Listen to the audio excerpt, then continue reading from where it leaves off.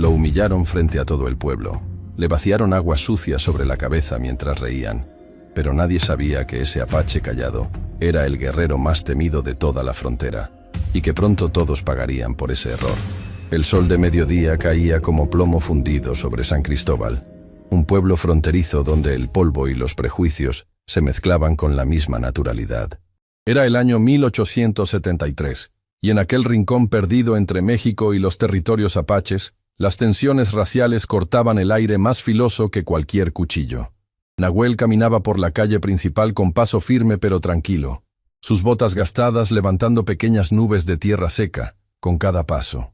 Vestía pantalón de cuero y camisa simple, con su cabello negro recogido en una trenza que caía sobre su espalda. En su rostro curtido por el sol del desierto, se leían 30 años de vida dura, pero digna. Llevaba un morral de tela cruzado sobre el pecho, donde tintineaban las monedas de plata que había reunido durante meses, moneda por moneda, para comprar las medicinas que su tribu necesitaba desesperadamente. La fiebre había llegado a su poblado como una maldición invisible, llevándose primero a los ancianos y luego amenazando a los niños. Nahuel era hijo del gran jefe Manuelito, pero más importante aún, era conocido entre su gente como un hombre de paz que prefería la diplomacia a la guerra. Por eso había sido elegido para esta misión: conseguir las medicinas del hombre blanco sin provocar conflictos. Caminaba observando las miradas que lo seguían desde las ventanas, sintiendo el peso del rechazo como una carga física sobre sus hombros.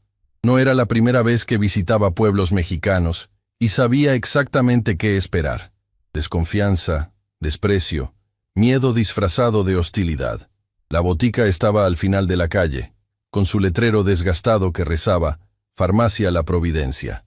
Pero antes de llegar, tendría que pasar frente a la cantina, y eso significaba exponerse a los hombres que bebían desde temprano, buscando excusas para demostrar su valentía inexistente. Nahuel no tenía miedo de ellos, pero tampoco buscaba problemas. Su misión era clara: comprar las medicinas y regresar lo más rápido posible. Cada hora que pasaba lejos de su tribu significaba que la fiebre podría cobrar otra vida. Cuando pasó frente a la cantina, el ruido de conversaciones y risas se detuvo abruptamente. El silencio fue tan repentino que hasta los caballos atados afuera parecieron notarlo. Nahuel mantuvo la vista al frente, pero su instinto guerrero, afilado por años de supervivencia, le advirtió del peligro. Escuchó las botas pesadas golpeando contra la madera del portal y supo sin necesidad de voltear que alguien había salido a interceptarlo. «¡Alto ahí, indio!». La voz del sheriff Bernardo Maldonado arrastraba las palabras con la torpeza del alcohol consumido desde el amanecer. Era un hombre de 45 años que había construido su reputación sobre intimidar a quienes no podían defenderse. Alto, de vientre prominente y bigote grisáceo, llevaba la estrella del sheriff como si fuera una corona que le diera derecho divino sobre todo lo que ocurría en San Cristóbal. «¿Qué diablos crees que estás haciendo en mi pueblo?». Nahuel se detuvo y se giró lentamente, con movimientos deliberados que no pudieran malinterpretarse como amenaza. «Vengo a comprar medicinas», respondió en español perfecto, sin rastro del acento tosco que muchos esperaban. «Mi gente está enferma, traigo dinero para pagar, no busco problemas». Bernardo se acercó tambaleándose ligeramente, seguido por 4 de sus hombres que salieron de la cantina como hienas oliendo sangre. El sheriff entrecerró los ojos estudiando a Nahuel con la mirada nebulosa del borracho que busca pelea. «¿Tu gente? Tu gente son salvajes que deberían quedarse en sus montañas». Escupió al suelo peligrosamente cerca de los pies de Nahuel. «Aquí no queremos apaches. ¿Cuántas veces tenemos que decírselo a ustedes?». Nahuel respiró profundo, conteniendo la furia que amenazaba con explotar en su pecho. Había enfrentado situaciones similares docenas de veces, y sabía que responder con violencia solo confirmaría todos los prejuicios que estos hombres tenían sobre su pueblo. «Entiendo su preocupación, sheriff», respondió con calma estudiada. «Pero tengo dinero honesto y solo necesito medicinas. Estaré fuera de su pueblo en menos de 1 hora». Sacó el morral y lo abrió, mostrando las monedas de plata que brillaban bajo el sol implacable. Era una pequeña fortuna reunida con sacrificio, cada moneda representando pieles cazadas, trabajos duros realizados para comerciantes blancos, intercambios cuidadosos. Los hombres que rodeaban a Bernardo miraron las monedas con ojos codiciosos, pero el sheriff tenía otras intenciones. En su mente embotada por el alcohol y el odio, había una necesidad más urgente que el dinero, la necesidad de demostrar poder frente a sus hombres, de reafirmar la supuesta superioridad de su raza. ¿Dinero de indio?, rió Bernardo con crueldad. Probablemente robado, o conseguido vendiendo a sus mujeres. Sus hombres rieron a carcajadas, un sonido hueco que rebotaba contra las paredes de adobe de los edificios cercanos.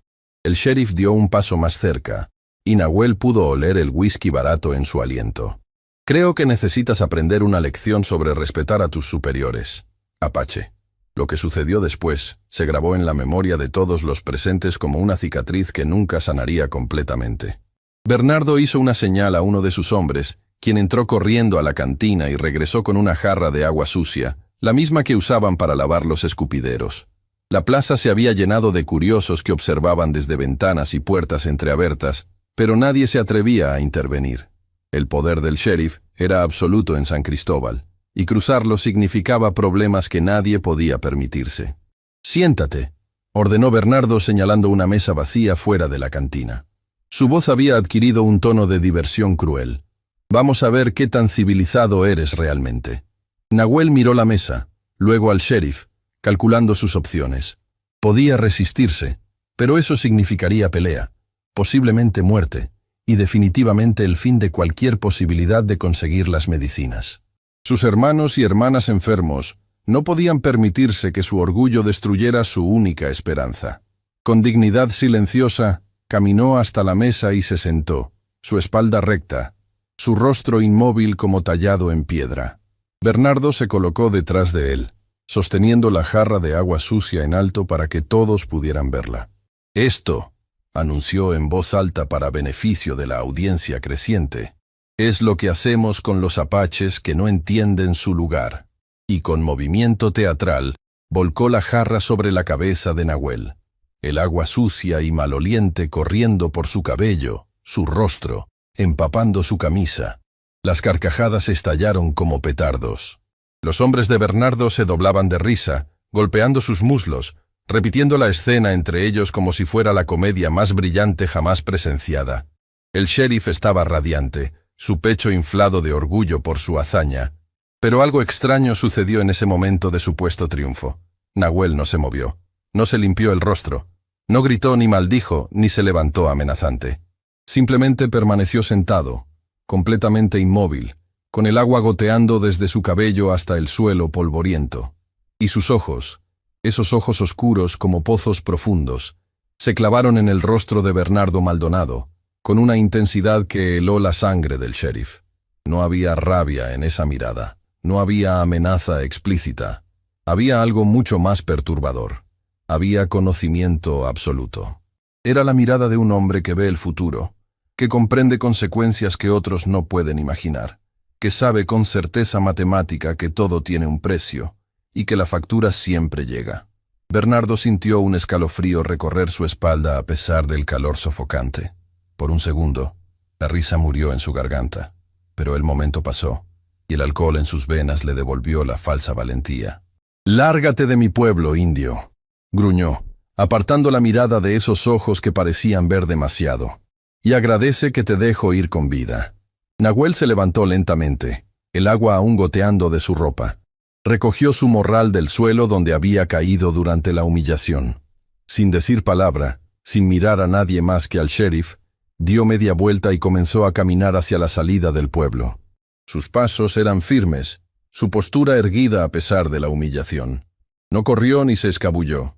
Caminó con la dignidad intacta de un hombre que sabe que la verdadera fuerza no se mide en actos de crueldad. Desde la ventana de la botica, Catalina Domínguez había observado toda la escena con horror creciente. Era una mujer de 38 años, viuda del antiguo boticario, que había heredado el negocio y lo manejaba con competencia que muchos hombres del pueblo resentían. Sus manos se cerraron en puños contra el marco de la ventana, sus uñas clavándose en la madera vieja. Conocía las medicinas que los apaches necesitaban. Había visto los síntomas de la fiebre que describían los comerciantes que pasaban por la región. y acababa de presenciar cómo el racismo cruel de Bernardo Maldonado había condenado potencialmente a docenas de personas inocentes a muerte. Cuando Nahuel alcanzó el límite del pueblo, se detuvo un momento. Giró la cabeza ligeramente, lo suficiente para que Bernardo pudiera ver su perfil recortado contra el cielo azul brillante. Y en ese instante, algo en la forma en que sostenía sus hombros, algo en la quietud absoluta de su postura, le dijo al sheriff que había cometido un error terrible. No podía explicar qué era exactamente, pero el instinto de supervivencia que todos los hombres llevan enterrado profundamente en sus almas comenzó a susurrarle advertencias que su mente consciente se negaba a escuchar. Entonces Nahuel desapareció en el desierto, tragado por el calor que hacía temblar el aire en ondas visibles. Las risas gradualmente se reanudaron en la cantina, pero tenían un tono forzado ahora. Bernardo ordenó otra ronda de whisky para todos, tratando de sofocar la inquietud inexplicable que le roía el estómago. Esa noche, mientras el pueblo dormía, Catalina permaneció despierta en su botica, mirando las medicinas ordenadas cuidadosamente en sus estantes. Pensaba en el apache, que había caminado erguido incluso bajo humillación, en las monedas de plata que representaban desesperación y esperanza mezcladas, y tomó una decisión que cambiaría todo. El amanecer llegó a San Cristóbal pintando el cielo de naranja y púrpura, colores que contrastaban brutalmente con la oscuridad que habitaba en el corazón del sheriff Bernardo Maldonado. Despertó con la boca seca y la cabeza martillando, consecuencia predecible de otra noche bebiendo hasta olvidar su propia mediocridad. Pero algo más lo había despertado.